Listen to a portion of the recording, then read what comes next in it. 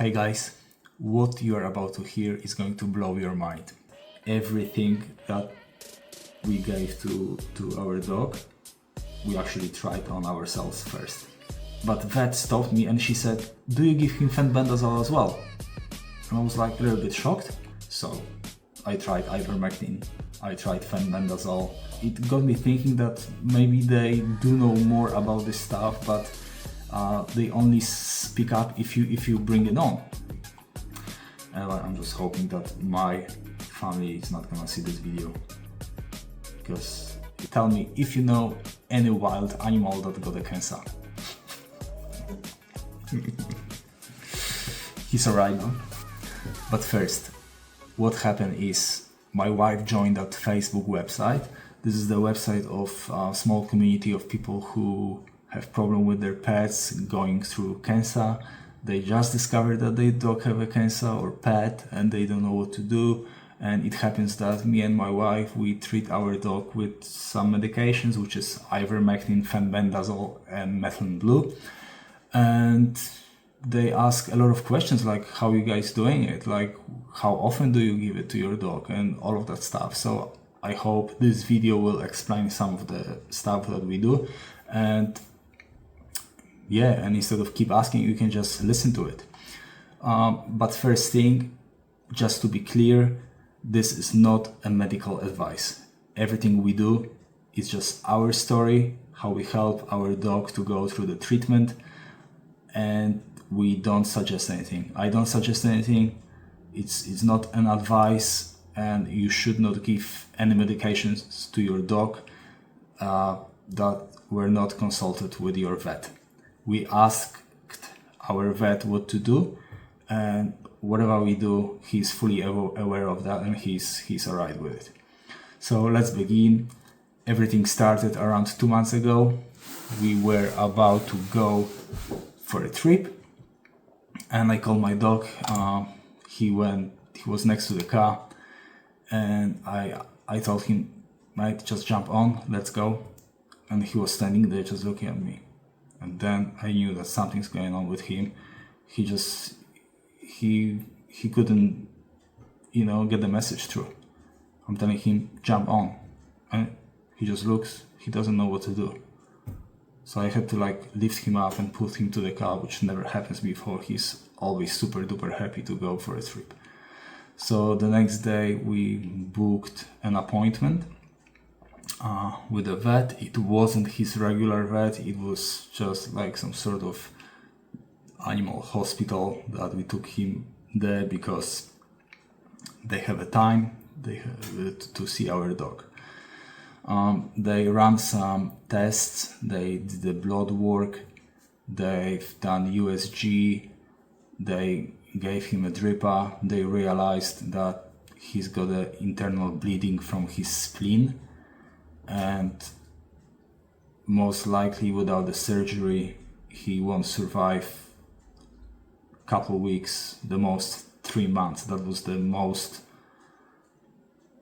positive prognosis they gave us. It was 3 months. That was the best. So, and they told us also that it is going to cost around $7,000 to remove that spleen. Yeah, you've heard that well. $7,000 for surgery. I mean, they said between 6,000 and 7,000, but it's always the 7,000, So, yeah, we were a little bit shocked. We didn't know what to do, but we decided just to take him home and see what happens. They said it's fine. Not everyone does the surgery, so if we decide to do it, they're happy with that. They gave us the phone number to that nurse. This is sort of nurse that drives around and provides the services of euthanasia. If your pet is in the critical condition, she can do it over the weekend or in the afternoon when the vet is closed. So that's it. So we went home with our dog, who was very lethargic, and with that business card we didn't know what to do. So the next day we called. No, it was actually a couple of days later. We took our dog to our regular vet for second opinion. He looked at him. He read the whole story of our dog that was provided by the first animal hospital that he went in, and yeah, he said the diagnosis was correct. The most he's got a couple weeks to few months of life in him, and if we do nothing, most likely he's going to bleed out again from more severe bleeding, and it's gonna be fatal. He also said that he can do the same surgery for $4,000, which is $3,000 cheaper than the previous quote. Look, we didn't know what to do.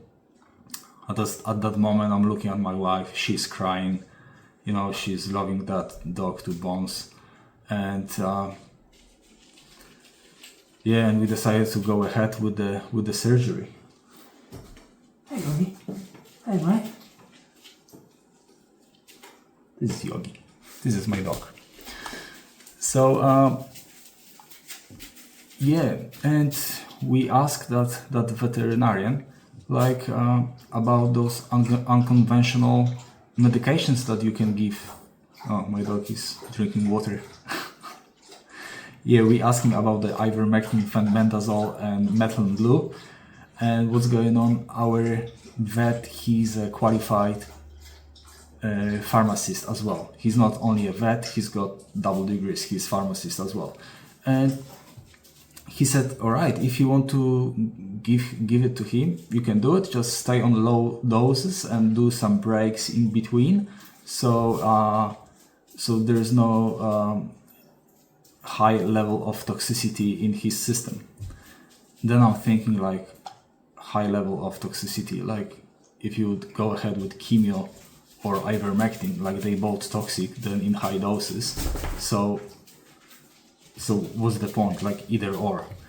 So but anyway, we created that protocol with our vet's awareness, and we started giving him that ivermectin and fenbendazole. So we gave him ivermectin, known as a parasite treatment, but it's shown some anti-cancer properties. We gave him fenbendazole, a dewormer that might interrupt cancer metabolism, and we gave him a methylene blue, used for mitochondrial support and studied in the cancer research.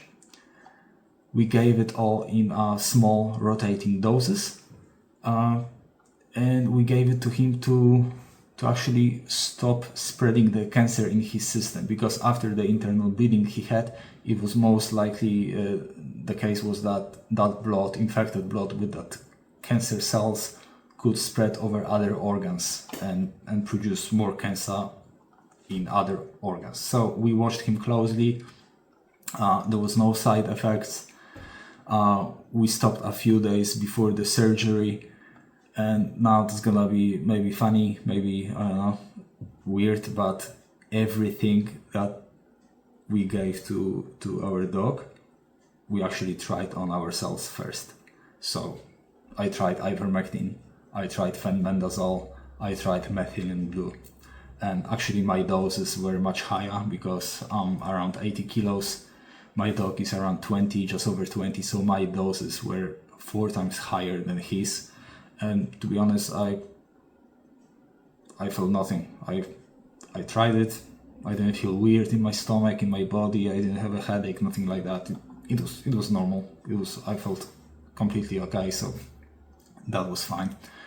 And then just before the surgery, a few days before the surgery, he had second internal bleeding.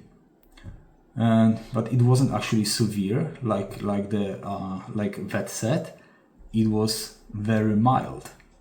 But just in case, we took him to emergency hospital. It was after hours, so it wasn't our regular vet. We went there. We started talking to the vet from that emergency hospital, and I started mentioning that we give him ivermectin, and I wanted to say that we give him fenbendazole, but vet stopped me and she said, "Do you give him fenbendazole as well?" And I was a little bit shocked, how come she knows, like, you know, I don't know if she read something or, but you know, she was like, oh, you give him that as well. And you know, it got me thinking that maybe they do know more about this stuff, but they only speak up if you bring it on, if you bring it up. So anyway,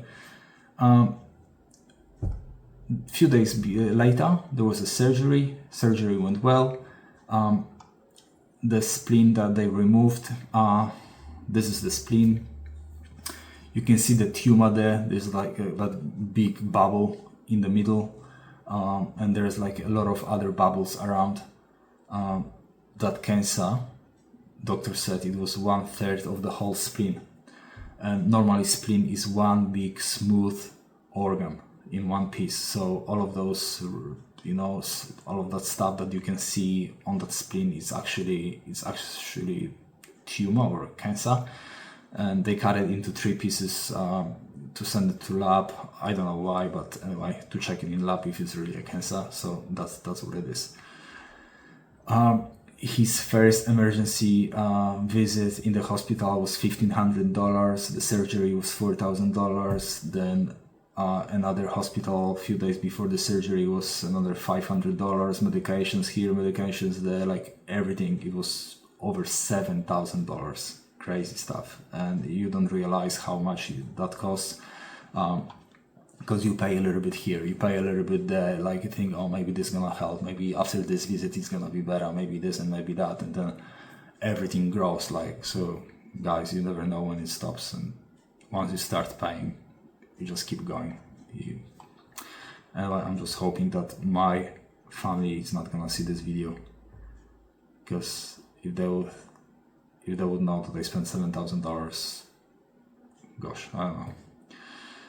Anyway, post-surgery, he was in the pain. He wasn't himself.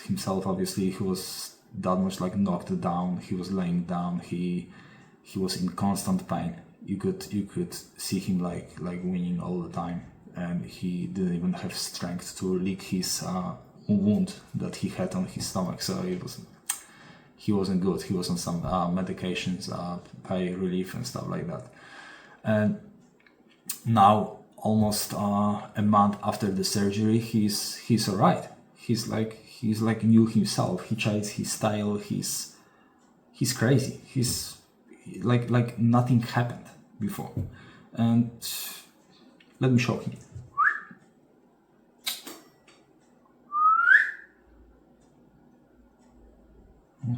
Where is he? Come on, mate. I'll show you. Come on.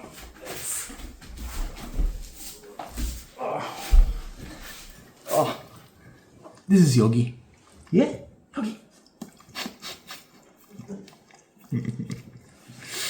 He's alright now. Yeah, I had to show you him. So, to be honest, if not my wife, who refused to give up on him, probably he wouldn't be around. It's like, you know, she really loves that dog, and she didn't want to let him go. I think she was able to pay any money just to help him out. Anyway, they told us that we might have few days left with him, and now he's, you know, like I said, chasing his tail. He's happy. He's like eating like a champ. He's crazy. Now I decided to actually do another video with all of the dosages and how often we give it to him and what we give to him exactly. So watch the other video. I decided to break it up in a couple movies, so it's gonna be easier. And if you want to watch another movie, just there's gonna be link at the end of this video. And yeah, if you have any questions, just leave them in the comments below, and I'll try my best to answer everything I can. Or maybe I just record another movie answering all of your questions. And hey, if this helped you in any way, please like, subscribe, and share this video. It might just help another dog owner out there who feels helpless. And you never know. It might help someone.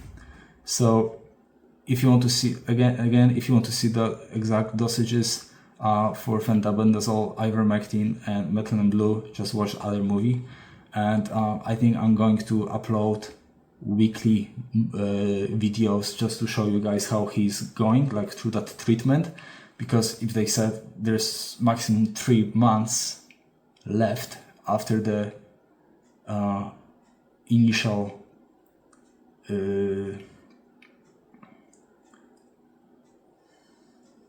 what's the word I'm looking for? Diagnosis. That was the word.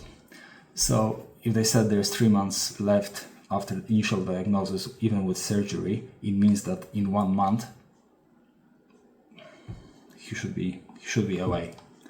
So just stay tuned, keep watching those movies, and you will see how my dog is reacting, how he's behaving, how he feels. And I think I'm going to launch the video about the diet as well, because I think this is very important. Because I'm thinking like, maybe you guys have different ideas. Just leave it in comments. Just give me a comment and tell me if you know any wild animal that got a cancer. I'm not a zoologist. I don't know. I don't work in the zoo. I mean, even in zoo, they give them like different food than they would eat in the wild. But you ever heard any animal, wolf or whatever, living in the wild having a cancer? I know it's hard to check, but do they? I think whatever we give our pets to eat, that's a big thing, and that's the big thing, the thing that causes cancer. So I think I'm gonna create another movie, just my thoughts on the diet, what we should feed them with. I mean, now we completely changed the way we're feeding him, but that's gonna be the different story.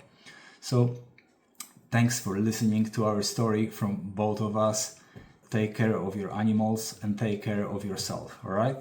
Thank you very much and stay tuned. See ya.